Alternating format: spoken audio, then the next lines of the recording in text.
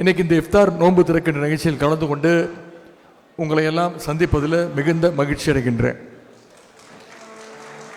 இந்த வாய்ப்பை ஏற்படுத்தி கொடுத்த சகோதரர் சுபேர் கான் அவர்களுக்கு முதல்ல என்னுடைய நன்றியை நான் தெரிவிச்சுக்கிறேன். வந்திருக்கக்கூடிய உங்கள் அத்தனை பேருக்கும் என்னுடைய ரம்ஜான் வாழ்த்துக்களையும் நான் தெரிவிச்சுக்கிறேன். நேற்று கழக தலைவர் அவர்கள் இஃப்தார் நிகழ்ச்சியில் கலந்து கொண்டு உரையாற்றினாங்க. சமத்துவத்தை, அன்பை, ஈகை குணத்தை போதிக்கின்ற மார்க்கம் நம்முடைய இஸ்லாம். திராவிட இயக்கத்துடைய கொள்கையும் இஸ்லாத்துடைய கொள்கையும் அடிப்படையில் ஒன்று தான். இன்னும் ஒரே வார்த்தையில் சொல்லணுன்னா, மனிதநேயம் மட்டும்தான் நம்முடைய அடிப்படை ஒரே கொள்கை. அதனால திமுக ஆரம்பித்த நாளிலிருந்து இந்த இயக்கத்திற்கு நீங்கள் அத்தனை பேரும் பக்கபலமாக இருந்துட்டு வரீங்க. இன்றைக்கும் நம்முடைய கழக தலைவர் அவர்களுக்கும் நீங்கள் தான் பக்கபலமாக உறுதுணையாகவும் இருந்துட்டு வரீங்க. நமக்குள்ளே இருக்கிறது சகோதர பாசம். எவ்வளவு முயற்சிகள் நடந்தாலும், எவ்வளவு சூழ்ச்சிகள் நடந்தாலும், திமுகவுக்கும் இஸ்லாமிய பெருமக்களுக்கும் இடையே இருக்கின்ற அந்த உறவை யாராலும் பிரிக்கவே முடியாது. கலைஞர் அவர்கள் ஆட்சிக்கு வந்தோடனே முதன்முறையாக மிலாது நபிக்கு அரசு விடுமுறை அறிவித்தவர் டாக்டர் கலைஞர் அவர்கள். உருது பேசும் முஸ்லிம்களை பிற்படுத்தப்பட்டோர் பட்டியலை சேர்த்தவரும் டாக்டர் கலைஞர் அவர்கள் தான். இன்னும் சொல்லப்போனால் இடஒதுக்கீட்டில் இஸ்லாமியர்களுக்கு பிற்படுத்தப்பட்டோர் அந்த இடஒதுக்கீட்டில் 3.5 விழுக்காடை கொடுத்தவரும் டாக்டர் கலைஞர் அவர்கள் தான். காயிதே மில்லத் அவருடைய பெயரை கல்லூரிக்கு சூட்டியவர். இப்படி இஸ்லாமியர்களுக்காக கலைஞர் செஞ்சதை நான் அடுக்கிக் கொண்டே போகலாம்.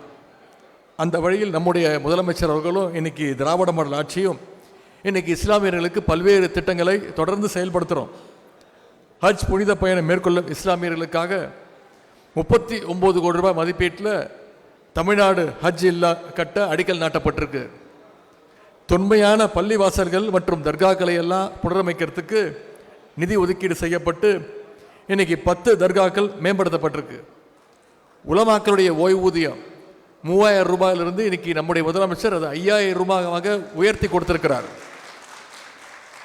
கோயம்புத்தூர் மாவட்டத்தில் கூடுதலாக ஒரு வக்பு வாரியத்தையும் அமைக்கிறதுக்கான முயற்சியில் நம்ம செஞ்சுருக்கிறோம்.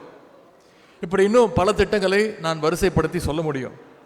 எல்லாவற்றுக்கும் மேலாக எப்பொழுதுமே சிறுபான்மை மக்களுக்கு பாதுகாப்பு அரணாக, காவல் அரணாக இருப்பது நம்முடைய திராவிட முன்னேற்ற கழகம் தான்.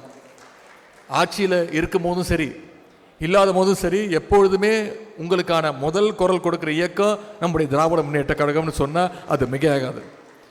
சிறுபான்மை மக்களை அச்சுறுத்துகின்ற வகையில் 2019ஆம் ஆண்டு ஒன்றிய பாஜக அரசு சிஏ சட்டத்தை கொண்டு வரும்போது அதை எரிச்சது இங்கே வந்திருக்க நான் கைது செய்யப்பட்டதும் என்னுடைய முதல் போராட்டம்னு நான் அடிக்கடி பெருமையாக சொல்லியிருக்கிறேன். இன்னைக்கு நாடு இருக்கிற நிலைமை உங்கள் அத்தனை பேருக்கும் தெரியும். நாடு முழுக்க பல மாநிலங்களில் சிறுபான்மை மக்கள் பல தாக்குதலுக்கு ஆளாகிட்டு இருக்கிறாங்க.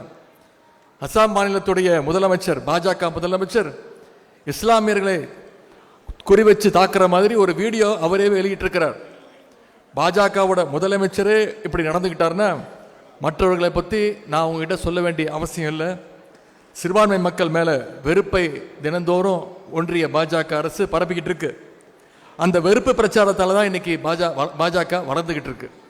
அப்போ பாஜகவுடைய வளர்ச்சியை தடுக்கணும்னா அதற்கு ஒரே வழி, நாம் எல்லாம் சேர்ந்து அன்பை பரப்ப வேண்டும், சகோதரத்துவத்தை பரப்ப வேண்டும்.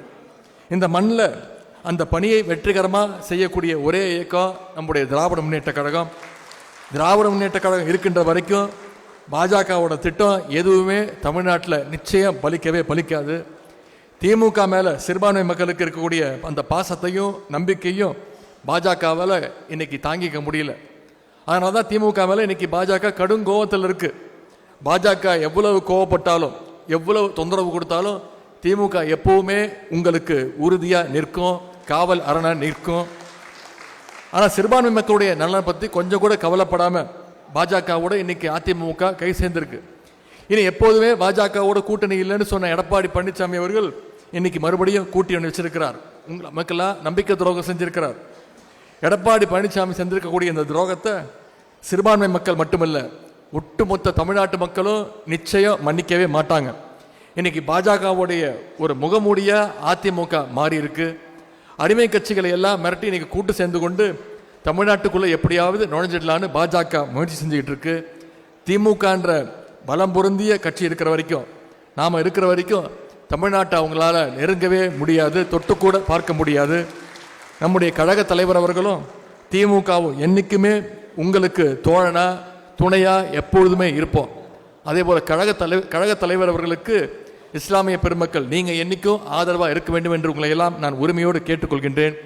நாம் 2 பேரும் சேர்ந்து நம்ம அனைவரும் இணைஞ்சு தான் தமிழ்நாட்டுடைய தனித்துவத்தை காப்பாற்றணும், சமூக நல்லிணக்கத்தை ஒற்றுமையை வளர்க்கணும், வெறுப்பை ஒழித்து அன்பை பரப்பணும்.